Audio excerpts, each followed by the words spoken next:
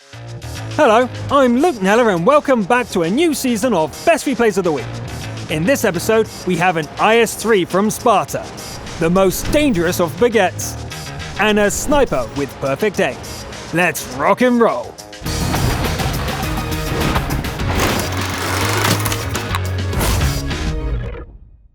The AMX Shizuka Chars was a design for a lightning-fast tank destroyer, but in World of Tanks, it's a very unusual medium tank.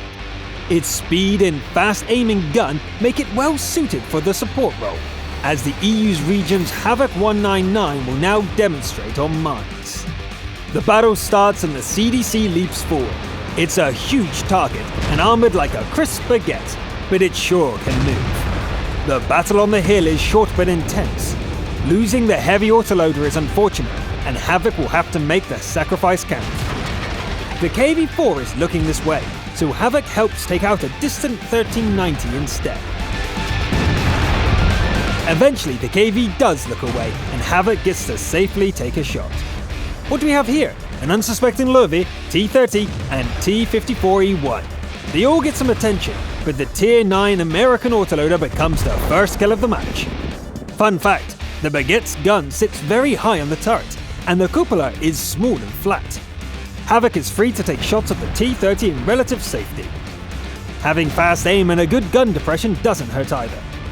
Your next T-34, it's like shooting fish in a barrel.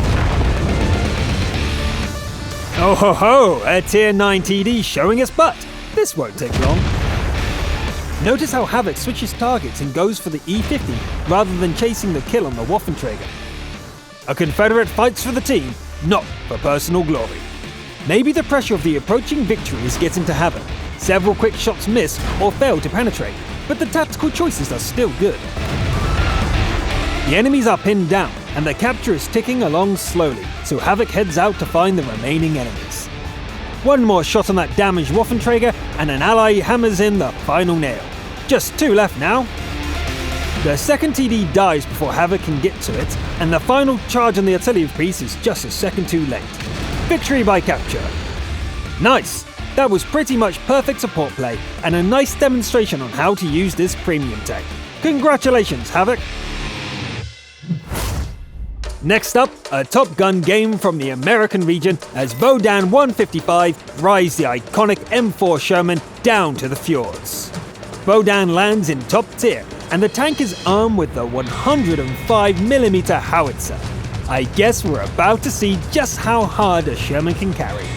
A shot on the move and a nice dodge start the action. A brief swim later, the Little Marder 2 opens the kill tally. Bowdan gets into position and starts lobbing shells. The first target gets away, but the next 4 kills happen like clockwork.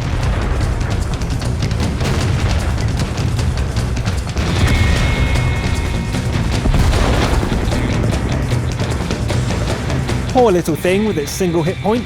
It's a kindness, really. 6 enemies down, but the allies are dropping like flies. Only the arty has actually managed a kill. Bowdan doesn't seem too concerned though, and calmly picks off the 7th victim. The last ally dies and the game is 1 against 7. A heat round punches through the side of the KV-1S, but it's not enough to finish it off. A second shot takes care of that, but the enemy arty has time to land a shot as well. Heavily outnumbered and under a constant arty threat, Bowdan needs to be very careful. Another heat round is just the thing for taking out the rival Sherman. With either luck or skill, an enemy SPG strikes home again and leaves the Sherman with 11 hit points. Undaunted, Bowdan drives straight at the cappers and destroys the M2 with a quick shot. The Sherman retreats just in time as arty strikes within a few meters. The enemy rolls out in a challenge and comes close to landing its shot. Bowdan's first shot must have disabled its engine, and it dies on the spot. And now to clear the cap zone. arty hits close several times, but it's not enough to save the little panzer. The enemies are down to a couple of SPGs, but the Sherman can't risk any damage. Bowdan sets up another ambush and waits. One SPG turns up and gets neatly picked off with a single shot. Bowdan moves right away, and the expected shot doesn't come even close. It's a straight-up duel now. Bowdan takes the long way around, but doesn't get far before the birch gun starts a capture. Can I be spotted from here? Nope. Bowdan is very cautious, and the last enemy doesn't even get a shot off. Victory with 14 kills. Top gun in low tier, but that was still very impressive. Congratulations to the Top Gun of the Week. The ISU 152 is a true sniper's tool. The armor is thin, the agility is poor, and you often need a spotter to see your target. But it's stealthy, and the gun can kill anything. Our sniper of the week is the Thing 13 from the EU servers, and their killing ground is Ihalu. As the first victim drives into view, the sniper aims, holds a breath, and boom! The enemy TD is gone in a flash. The spotters aren't calling any more targets here, so the sniper moves to stern the tide in the northwest. The AMX CDC survives the hit, but a second shot puts it down for good. Over 500 meters away, moving targets and a small gap? Not a problem. The team is losing the fight though, and the sniper needs to pick up the pace. First, this T-150. Then the KV4. And the CDC. That should even things out a bit. This Panther is probably trying to be sneaky. It doesn't work. The platoon mate deals with another T-150, and the sniper takes out a reckless KV-85. The team is finally in the lead with just 2 enemies to go. The sniper decides to become an action hero and charges down the slope at the rival Su-152. The platoon mate helps out, but it comes at a cost. Charging into close combat almost leads to a disaster, but in the end, it's a victory, with 9 kills. Flawless shooting with a temperamental gun. It's one of the finest sniper displays we've seen, but there may be a lesson to be learnt in those final moments. The heavy breakthrough tank IS-3 is the signature vehicle of tournament play. Its ability to take hits and bounce shots is legendary, but the driver needs to know what they are doing. The map is Tundra on the EU cluster. Griziol is in the middle of the pack, and that's a lot of big guns on the enemy team. Let's see how it goes. Griziol drives straight through the western choke point and meets a strong enemy push. A couple of allies give fire support from further back, but it's the lone IS-3 standing defiant that stops the enemy force in their tracks. A brave IS-6 charges through and opens fire on our lone hero's flank. The allies cower behind their rock, and Griziol has to deal with the IS-6 in addition to fending off the main assault. More enemies keep turning up. The IS-3 is fending off 6 of them now. Eventually, the Super Pershing rolls out to help, but it's quickly overwhelmed by the torrent of incoming fire. The IS-3 withstands everything being thrown at it, and whittles the enemies down one by one. The Jagdtiger seems almost indestructible, but if at first you don't succeed, try again.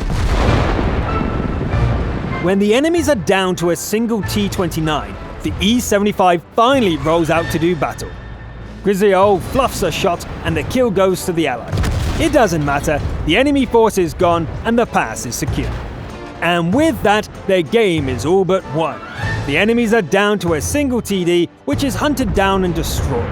Victory to the indestructible IS-3. That was some great defensive play from Griziol. Congratulations, Steel Wall of the Week. Our last replay features a KV2 with the 152mm Howitzer, the infamous dirt gun. Sanhoek from the EU region takes the old bunker buster to Westfield and lands in a Tier 8 battle. The enemy lineup looks intimidating, with a lot of Tier 8s.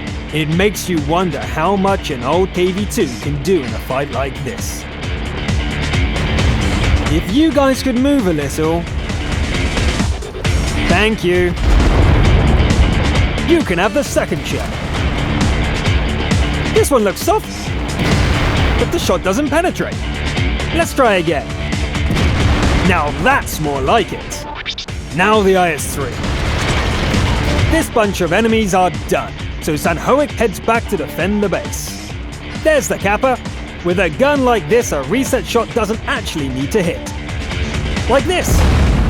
The KV is also a sniper. And again, death from above. And again, death from above. The EOC is fast, but not fast enough. That just leaves the T-32. The Tier 8 Heavy thinks it can win the long-range duel, but their KV dances like a butterfly and hits like a truck. The enemy takes several punishing hits, until it's suddenly all over. Victory for the underdog. That was beautiful. The KV2 was definitely the star player on the team. Congratulations on your crucial contribution, Senhoek.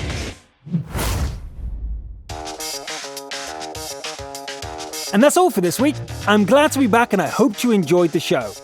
Please remember, keep sending in your replay. We do need them still. Anyway, I'm Luke Neller. Thanks for watching.